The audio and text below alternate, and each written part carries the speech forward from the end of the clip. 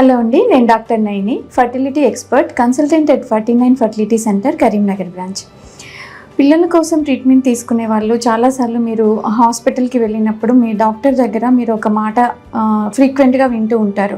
అంటే మీ ఫాలికిల్స్ బాగానే పెరుగుతున్నాయి, లేదంటే ఫాలిక్యులర్ గ్రోత్ కరెక్ట్గా లేదు అని చెప్పి. అసలు ఫాలికిల్ అంటే ఏంటి, దాని ఇంపార్టెన్స్ ఏంటి అనే దాని గురించి ఈరోజు మనం మాట్లాడుకుందాం.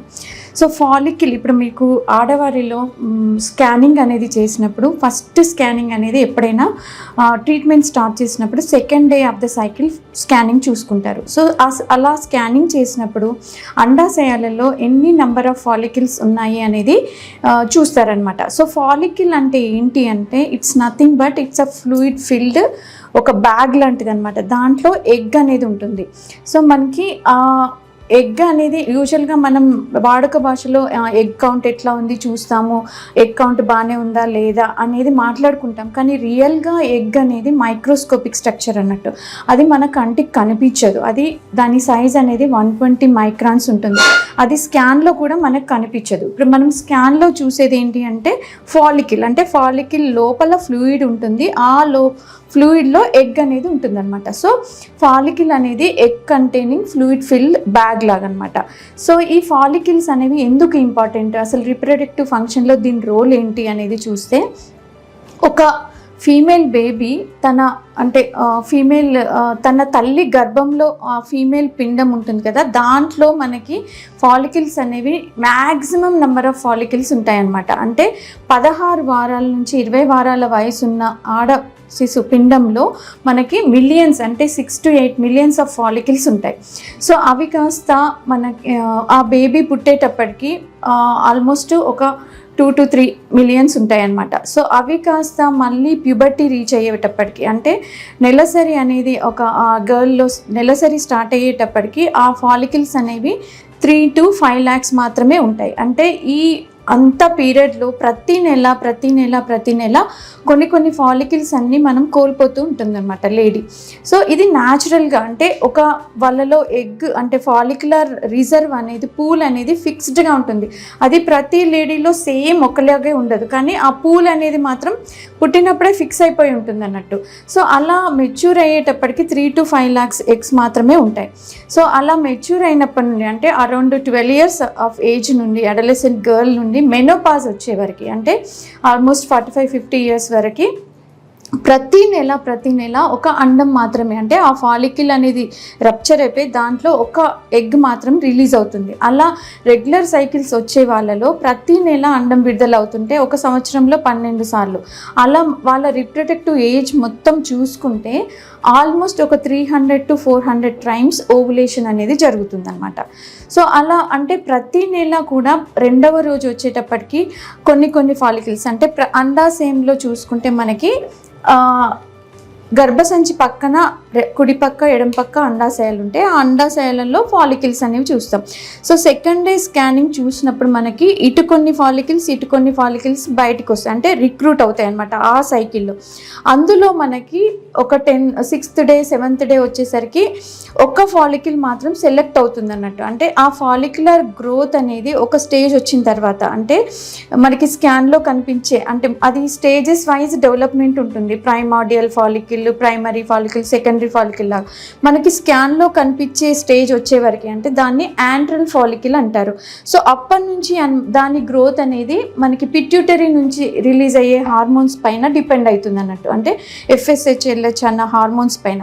సో FSH అన్న హార్మోన్ ఈ ఫాలికిల్స్ పైన పనిచేసి, అంటే ఈ ఫాలికిల్స్ చుట్టూ రిసెప్టార్స్ ఉంటాయి అన్నమాట. FSH రిసెప్టార్స్, LH సో ఆ FSH అనేది ఈ ఫాలికిల్ పైన పనిచేసినప్పుడు ఎక్కువ రిసెప్టార్స్ ఉన్న ఫాలికిల్ అనేది సెలెక్ట్ అయ్యి అది పెరగడం స్టార్ట్ అవుతుంది.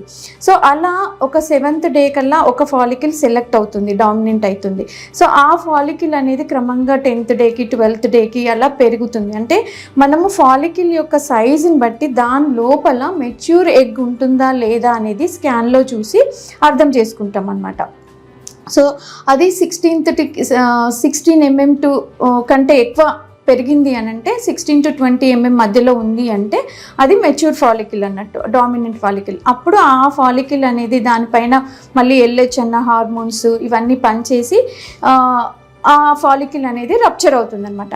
అయితే ఈ ఫాలికిల్ యొక్క ఫంక్షన్ ఏంటి అంటే దాని లోపల ఉన్న ఎగ్ని స్టోర్ చేసుకొని ఉండడం, తర్వాత ఆ ఎగ్కి కావాల్సిన న్యూట్రిషన్ని సప్లై చేయడము, తర్వాత ఆ ఫాలికిల్ కూడా కొన్ని హార్మోన్స్ సిక్రీట్ చేస్తుంది, ఈస్ట్రోజన్ అన్న హార్మోన్. సో ఈ హార్మోన్ వల్ల మనకి గర్భసంచి యొక్క లైనింగ్ అనేది పెరుగుతుంది అన్నట్టు. సో ఇవన్నీ ఈ ఫాలికిల్ యొక్క ఫంక్షన్. సో మరి ఈ ఫాలికిల్స్ని చూసి ఆ ఫీమేల్ యొక్క రిప్రొడక్టివ్ స్టేటస్ ఎట్లా ఉంది అని తెలుసుకోవాలి అంటే ఒకటి మనకి రెండో రోజు స్కానింగ్లో యాంట్రల్ ఫాలిక్యులర్ కౌంట్ అంటే నంబర్ ఆఫ్ ఫాలికిల్స్ ఇటుపక్క ఎన్ని ఉన్నాయి అంటే ఆల్మోస్ట్ నార్మల్గా మనకి ఒక 6 to 10 ఫాలికిల్స్ కనిపిస్తాయి. సో అది నార్మల్ అన్నట్టు. సో రెండు పక్కల కూడా 4 కంటే తక్కువ ఫాలికిల్స్ ఉన్నాయి అంటే వాళ్ళ ఎగ్ రిజర్వ్ అనేది చాలా తక్కువ ఉన్నట్టు లెక్క. సో వాళ్ళు ఇంకా తొందరపడాలన్నమాట. ప్రెగ్నెన్సీ కోసం ఎక్కువ రోజులు వెయిట్ చేయకుండా తొందరగా ట్రీట్మెంట్ తీసుకోవడమో ప్లాన్ చేసుకోవాలి. నెక్స్ట్ ఇంకొకటి ఏంటంటే బ్లడ్ టెస్ట్ ఉంటుంది, ఏఎంహెచ్ అన్న హార్మోన్. ఈ ఏఎంహెచ్ అన్న హార్మోన్ మనకి అంటే బాడీలో ఈ ఎగ్ రిజర్వ్ అనేది ఎంత ఉంది అనేది తెలుస్తుంది. కాకపోతే మనకి అన్ఫార్చునేట్లీ మనకి రిప్రొడక్టివ్ ఫంక్షన్ అంటే ఇప్పుడు మనకి ప్రెగ్నెన్సీ వచ్చేది మన follicular number, egg quality and egg number ఈ రెండింటిపైన డిపెండ్ అవుతుంది. కానీ మనకున్న ఇప్పుడు అవైలబుల్ అయిన టెస్టుల ప్రకారం ఎగ్ క్వాలిటీ తెలుసుకోవడానికి ఏ రకమైన టెస్ట్ లేదు.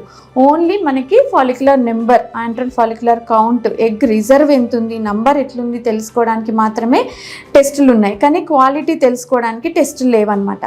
సో మీరు ఎప్పుడైనా ప్రెగ్నెన్సీ కోసం కన్సల్ట్ చేసినప్పుడైతే మీ ఫాలిక్యులర్ కౌంట్ ఎంత ఉంది, ఏఎంహెచ్ లెవెల్స్ ఎంత ఉన్నాయి, మీరు ప్రెగ్నెన్సీ అనేది ఎన్ని రోజుల వరకు వెయిట్ చేయొచ్చు, ఎంత తొందరగా ప్లాన్ చేసుకోవాలి అనేది మీ డాక్టర్స్తో డిస్కస్ చేసి ఆ రకంగా ప్లాన్ చేసుకోవాల్సి ఉంటుందన్నమాట. ఎందుకంటే కొంతమందిలో ఇప్పుడు మనకి 40 years తర్వాత ఎగ్ రిజర్వ్ ఫాస్ట్గా, 35 years తర్వాత ఫాస్ట్గా తగ్గిపోతుంది. అదే 40 years తర్వాత ఇంకా తగ్గుతుంది. అంటే ఇప్పుడు 37 years తర్వాత బాడీలో వాళ్ళలో ఓన్లీ 27,000 అప్రాక్సిమేట్లీ అంతే ఎగ్స్ ఉంటాయి. ఇంకా 50 years వచ్చేసరికి అవి ఒక 1000 ఎగ్స్ మాత్రమే మిగిలిపోతాయి అన్నమాట. సో కానీ ఈ మధ్య కాలంలో చూస్తే ఏజ్ తక్కువ ఉన్నా కానీ ఎగ్ రిజర్వ్ అనేది తగ్గిపోతుంది అన్నట్టు.